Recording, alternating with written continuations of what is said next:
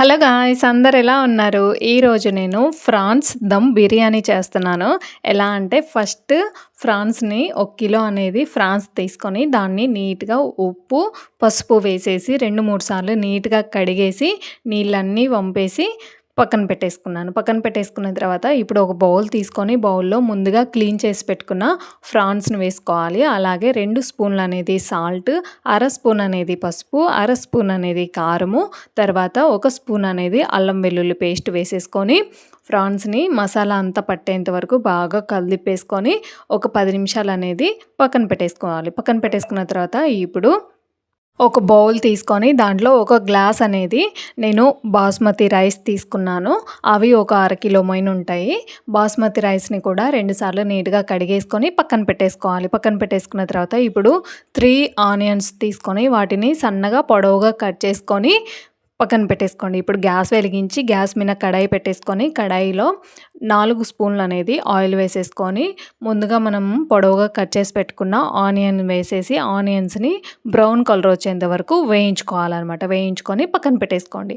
ఇప్పుడు 2 ఆనియన్స్ అలాగే 5 అనేది పచ్చిమిరపకాయలు, తర్వాత 2 టమాటాలు అనేది సన్నగా కట్ చేసుకొని పక్కన పెట్టేసుకోండి. పక్కన పెట్టేసుకున్న తర్వాత మళ్ళీ గ్యాస్ వెలిగించి గ్యాస్ మీద కడాయి పెట్టేసుకొని కడాయిలో 3 స్పూన్లు అనేది ఆయిల్ వేసుకోవాలి. ఆయిల్ వేసుకున్న తర్వాత 1 బిర్యానీ ఆకు, కొంచెం అనేది దాల్చిన చెక్క, 3 అనేది లవంగాలు, 2 ఇలాచి, ఒక 4, 5 అనేది మిరియాలు, అలాగే బిర్యానీ పువ్వు ఉంటుంది కదా, బిర్యానీ పువ్వు కూడా వేసేసుకొని అవి కొంచెం వేగిన తర్వాత ముందుగా మనము కట్ చేసి పెట్టుకున్న ఆనియన్, పచ్చిమిర్చి కూడా వేసేసుకొని ఇంకొక 2 నిమిషాలు వేయించుకున్న తర్వాత 1 స్పూన్ అనేది సాల్ట్, అర స్పూన్ అనేది పసుపు కూడా వేసేసుకొని ఇంకొకసారి బాగా కలుపుకోవాలి.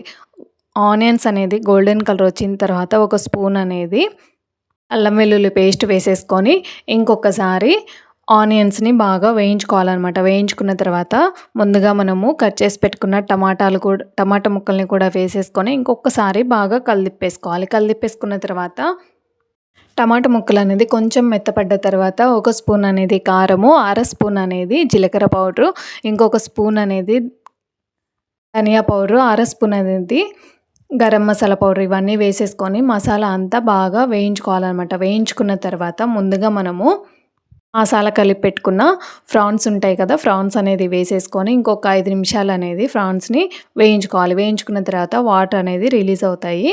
అప్పుడు ఒక 2 స్పూన్లు అనేది గడ్డ పెరుగుని తీసుకొని ఇంకొకసారి బాగా కలిపేసుకోవాలి.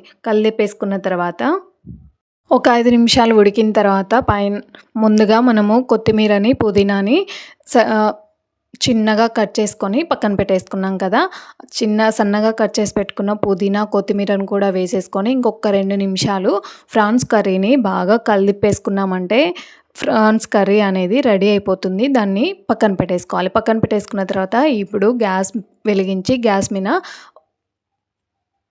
బిర్యానీ రైస్కి సరిపడా కడాయి పెట్టేసుకొని కడాయిలో 2 లీటర్లు అనేది నీళ్లు పోసేసుకొని నీళ్ళల్లో బిర్యానీ ఆకు, అలాగే బిర్యానీ పువ్వు, ఇలాచి, లవంగాలు, అలాగే మిరియాలు ఇవన్నీ వేసేసుకున్న తర్వాత పచ్చిమిరపకాయలు, తర్వాత ఒక గుప్పెడంత కొత్తిమీర, అలాగే 1 స్పూన్ అనేది అల్లం వెల్లుల్లి పేస్ట్, ఇంకొక స్పూన్ అనేది నెయ్యి కూడా వేసేసుకొని బాగా సుర్న అనేది తెరల కాగనివ్వాలి. తెరల కాగనిచ్చిన తర్వాత ముందుగా మనము గంట నానబెట్టుకున్న బాస్మతి రైస్ ఉంది కదా, బాస్మతి రైస్ని వేసేసుకొని ఒక 70% అనేది బాస్మతి రైస్ను ఉడికించుకొని పక్కన పెట్టేసుకోండి. పక్కన పెట్టేసుకున్న తర్వాత ఇప్పుడు బిర్యానీకి సరిపడా కడాయి తీసుకొని కడాయిలో 2 స్పూన్లు అనేది నెయ్యి వేసేసుకొని నెయ్యిని కడాయికి అంతా అప్లై చేసేసుకోవాలి. అప్లై చేసేసుకున్న తర్వాత ముందుగా మనం ఉడికించుకున్న బాస్మతి రైస్ ఉంది కదా, బాస్మతి రైస్ని ఒక లేయర్ లాగా పరుచుకోవాలన్నమాట. లేయర్ లాగా వేసుకున్న తర్వాత ముందుగా మనం రెడీ చేసి పెట్టుకున్న ఫ్రాన్స్ కర్రీ కూడా ఉంది కదా, కర్రీని ఇంకొక లేయర్ లాగా వేసేసుకొని అలాగే ముందుగా కొంచెం ఒక గుప్పెడంతా అనేది ఫ్రైడ్ ఆనియన్స్ ఉన్నాయి కదా, అవి కూడా ఫ్రాన్స్ కర్రీ మీద చల్లేసుకొని అలా లేయర్ బై లేయర్ లాగా రైస్, అలాగే కర్రీ, తర్వాత ఫ్రైడ్ ఆనియన్స్ ఇవన్నీ వేసేసుకోవాలి. వేసుకున్న తర్వాత లాస్ట్లో ఫ్రైడ్ ఆనియన్స్ వేసుకున్న తర్వాత ఇంకొంచెం కొత్తిమీర, పుదీనా, అలాగే ఇంకొంచెం ఒక స్పూన్ అనేది నెయ్యి, తర్వాత ఒక నిమ్మకాయ రసం అనేది వేసేసుకొని బిర్యానీ చేసే కడాయికనేది మూత పెట్టేసుకోండి. మూత పెట్టేసుకున్న తర్వాత ఇప్పుడు గ్యాస్ వెలిగించి గ్యాస్ మీద పెన్నం పెట్టేసుకోండి. పెన్నం పెట్టేసుకున్న తర్వాత పెన్నం మీద ముందుగా మనము లేయర్ బై లేయర్ చేసుకున్న ఫ్రాన్స్ బిర్యానీ కడాయి ఉంది కదా, కడాయిని కూడా పెట్టేసుకొని మంట అనేది మీడియం ఫ్లేమ్లో పెట్టేసుకొని ఒక 5 నిమిషాలు చేసుకున్నామంటే ఎంతో టేస్టీ అయిన ఫ్రాన్స్ బిర్యానీ అనేది రెడీ అయిపోతుంది. మీరు ఒకసారి ఈ రెసిపీని తప్పకుండా ట్రై చేసి మీకు ఎలా వచ్చిందనేది కామెంట్ బాక్స్లో కామెంట్ చేయండి.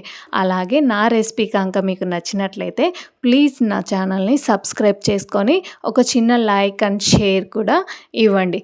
ఇంట్లోనే ఎంతో టేస్టీ అయిన ఫ్రాన్స్ దమ్ బిర్యానీ రెడీ అయిపోతుంది.